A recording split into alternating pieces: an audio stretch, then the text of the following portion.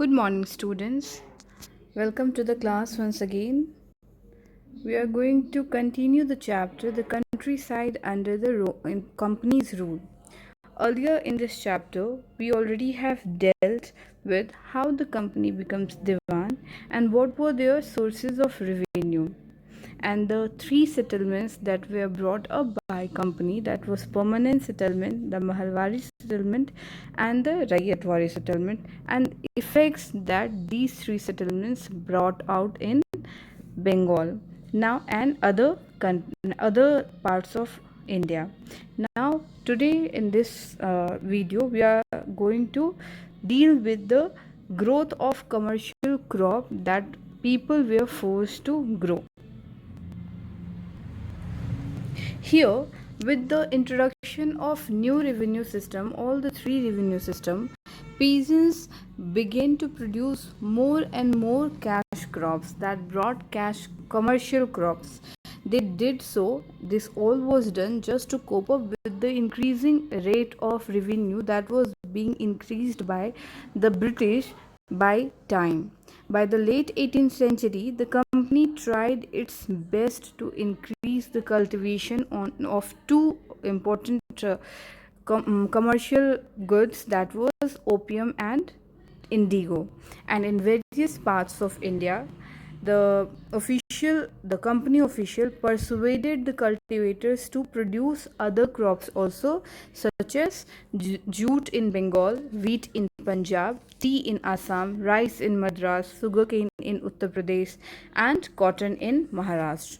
Now, how could be this all done by the Britishers? Now, to see all these things, the Britishers used a different variety or method to increase the cultivation of crops they required. Now we are going to see that what were the different methods of production. Cultivation of indigo. See, the indigo color is often considered very rich and is associated with political or religious ritual. Okay, in India also we relate this indigo color with our Hindu god Krishna, or because he is often more depicted in this blue color. And even in the excavation of Thebes, an indigo garment that was dated back to 2500 BC was found. Now, as we are talking about indigo, let us see to the some basic feature of indigo. First, the indigo dye comes from a plant that is of Indigofera genus. This is, and it has over 300 species that have been identified till now. But only two species are named frequently.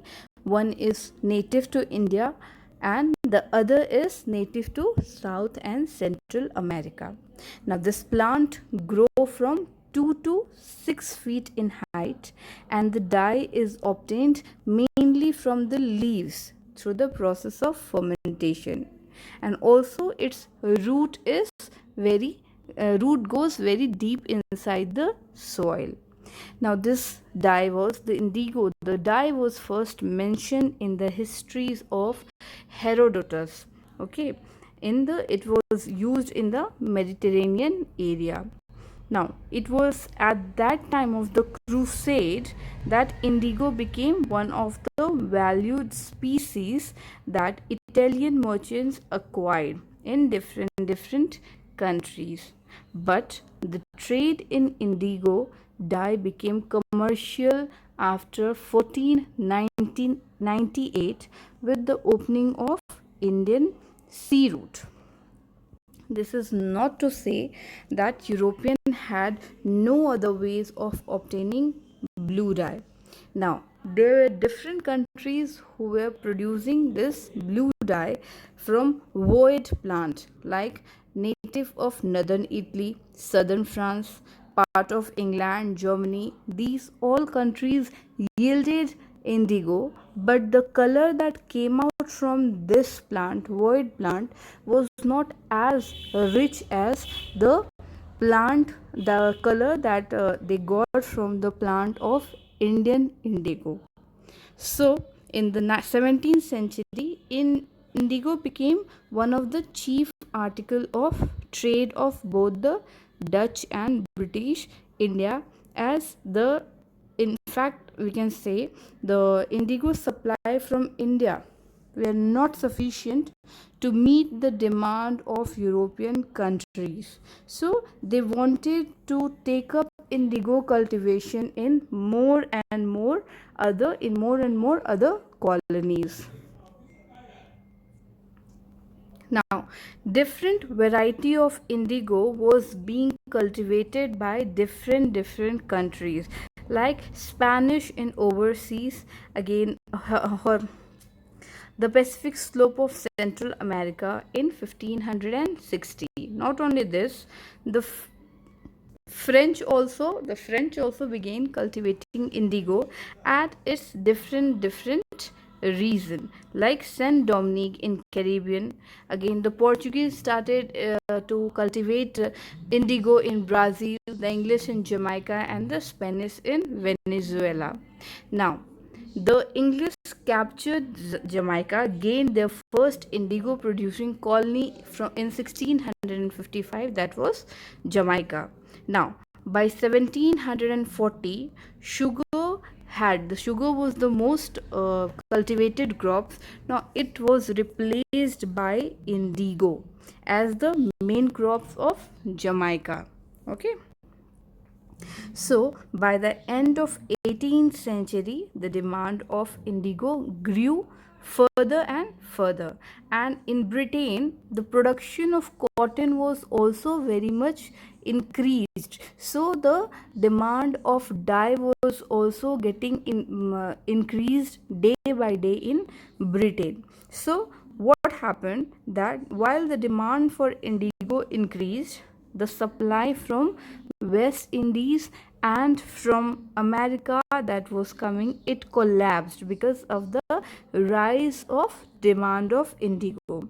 So by 1783 to 89, the production of indigo in world fell by half, because the production was not so much was the production that was being the crops indigo that was being cultivated in different countries was not sufficient to meet the demand that was being made by different countries. That's why the production fell. The production of indigo fell by 1783 to 89, and the cloth dye in Britain started to look for the new sources of indigo supply. Now,